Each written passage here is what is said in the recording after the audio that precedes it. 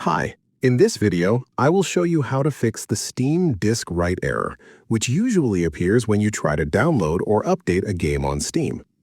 This is a very common Steam problem, but in most cases, it can be fixed very quickly. So let's go straight to the solution. First, open Steam on your computer. Now go to your library and find the game that shows the disk write error. Right-click on the game and select Properties. When the Properties window opens, click on Installed Files.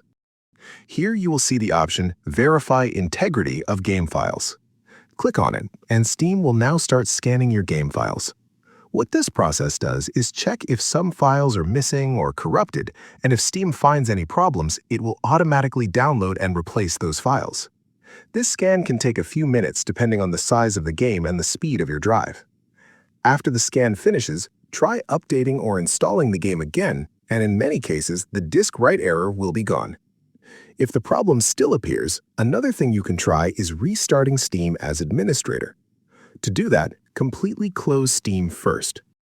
To do that, click on this arrow on System Tray. Right-click on Steam and choose Exit Steam. Then right-click on the Steam icon and select Run as Administrator. Here, click Yes. After Steam opens again, try downloading the game once more.